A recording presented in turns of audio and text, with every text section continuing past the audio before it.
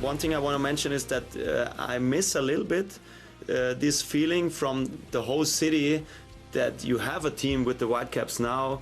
We're on a good run, and we can do maybe a deep run to the playoffs, and maybe if we have a little bit of luck, and it's possible to create something huge for Vancouver against all these American bigger cities and bigger clubs and I don't know what. And I want to have a little bit more of this feeling that the whole city is following the Whitecaps a little bit more. But we're working on it step by step. We want to show them that soccer is a big thing and should be a bigger thing in the future. He's a serial winner, Thomas Muller, and he adds to his trophy case with the TELUS Canadian Championship, part of the 4-2 victory over Vancouver FC on Wednesday night. This is Match Night. Gareth Wheeler, Christian Jack, Jordan Wilson with you. That was Thomas Muller sitting down with our very own Christian Jack as part of the sit-down presented by Visa before the Whitecaps went on to win their 4th consecutive Canadian Championship. What do we make of that sentiment about Vancouver expecting to win? I mean, he's won just about everywhere that he's been, and he's trying to bring that to a club that oftentimes winning hasn't been the expectation. And KJ, in putting it into context, think about the magnitude of the next 2 months for the Vancouver Whitecaps and what's at stake for a club that started the season with lots of questions on and off the field, including a potential sale. And now they're on the verge of potentially challenging for 2 more trophies this year. Yeah. I mean, first of all, I think it's so important that Muller is genuine and he cares. Yeah. He genuinely cares, you know? We are still so far behind in this country. We're not expecting to ever catch up to countries like Germany and where he's played, and that's fine. We're all playing a little bit of a part in trying to build the sport in this country. Some more than others, and Thomas Muller certainly will build it bigger than us. But my point being is that he cares about it, and we're fortunate to have a player like that we brought in DPs into this country who never cared, okay? So, that's the example right there. So I love the fact that he genuinely cares, and I think he is calling out Vancouver a little bit in a sense, but I don't think it's a negative thing. I think it's just the fact that he does care is important to continue the drive of what that city can become. And having Muller there, as I said to him, we're building it step by step, I think is a giant stride for the sport in this country. I've said this for day one about different things as well, but it's not always about the message, it's the messenger. Like, who's delivering that? For someone like Muller, like what you mentioned, so authentic, so genuine, but has won everything. To come to this club just over a month ago and already you can see that West Coast vibe, the Vancouver vibe is in him. Grew a beard. I don't know Thomas Muller to ever have a beard. Already has the West Coast beard going in the vibe. He wants to go and win, but he also wants to do it in a way where the stadium's filled and this franchise getting the love that they deserve. And they've been fantastic this season. So for me, what sticks out is the message that people have always said, but because it's Muller, it hits different as well, Wheels. And this group that he joins, it's one that's had a meteoric rise just in terms of how they played this season under a brand new manager in Jesper Sorensen, a team that's lost a lot of players through injury, but they still got swagger. They still have confidence no matter who comes into the team. So now they hope that they'll get Brian White back in the team. Ryan Gauld, great to see him back on the field, KJ, after 6+ months out through injury and making an appearance and scoring a goal on Wednesday night. You have White, Gauld, Muller, and we'll throw Ali Ahmed into that equation. That front four is very impressive on paper and in practice. Could that be the best front four in Major League Soccer? Well, I mean, if they get them all playing, firing at the right time, you challenge them against everybody, And I know everybody would throw the things what LAFC are doing and how Son's playing and different things. They're a different kind of front four, but credit Jesper Sorensen to think about how they're going to get them in the team in all four, right? We haven't seen it yet. Muller came off, Gauld came on, so we haven't seen them even together on the same pitch yet as of recording this show tonight on Saturday. But I do believe that they can get this to work with a true two number sixes behind them.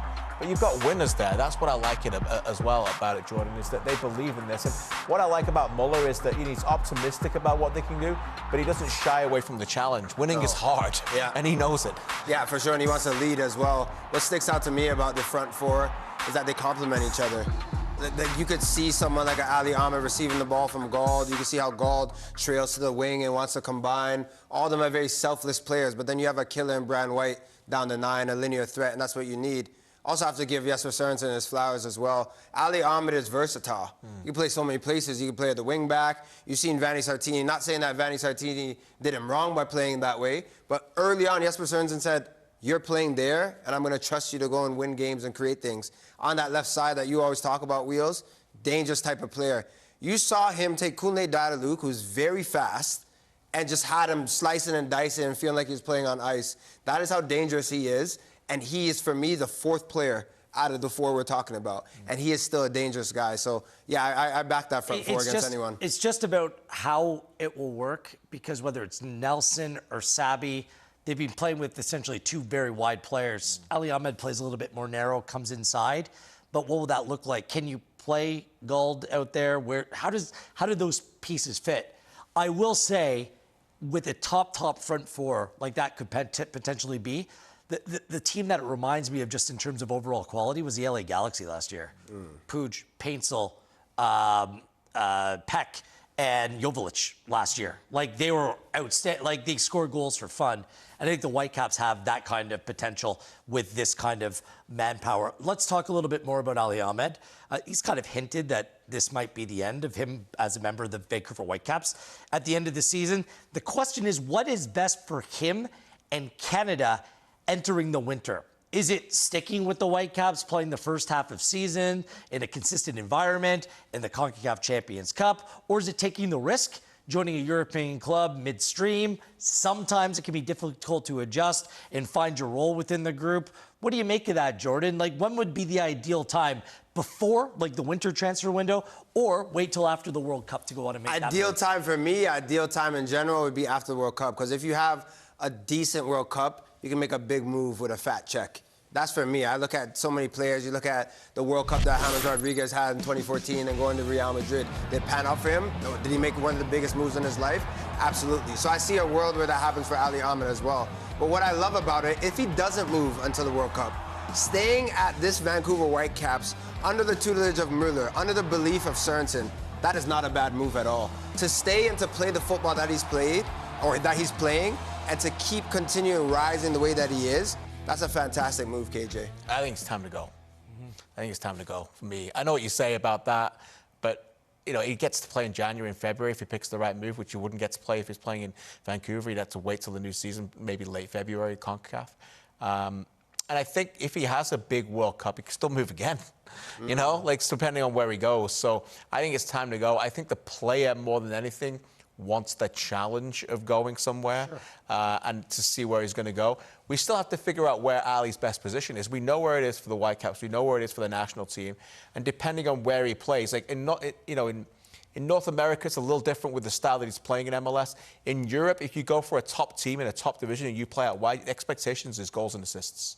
Goals and assists. And we know with Ali, his strengths are without the ball, and he's evolving that. He spoke to me a lot about that. His runs into the box, his decision-making, he's a bit opportunistic. He's a little bit more, I think, reading the game. He's, I think, far more smarter in his intuition of the game, anticipating it as well. But for me, I think he wants to go play in Europe and figure out if he can challenge. And that's fine that you want to do that, but I think we know his spot. At least I feel like I do. Like, left wing is I think that's him.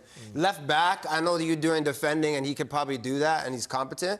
But when you see him cut in, you see when he turns, there's just something about it that looks effortless. It looks like he is meant to do it. And I know what you mean about goal productivity, but you could say that about any player, right, from the MLS and the moves. But it just feels like left wing was made for him. More and more of those really good pressing teams, like in transition, that's where he's at its best. I think he's ready, to your point, but I'm also thinking he needs to go to a place that's going to be the right fit. As well. That's the play. And, so that has to match. That has to match. I don't think it would be a disaster if he stayed, but I agree, KJ, that he's ready to go. So we'll continue to watch on. The Vancouver Whitecaps, they play through the international break. We'll see what their team looks like. It could be threadbare considering the injuries that they still have.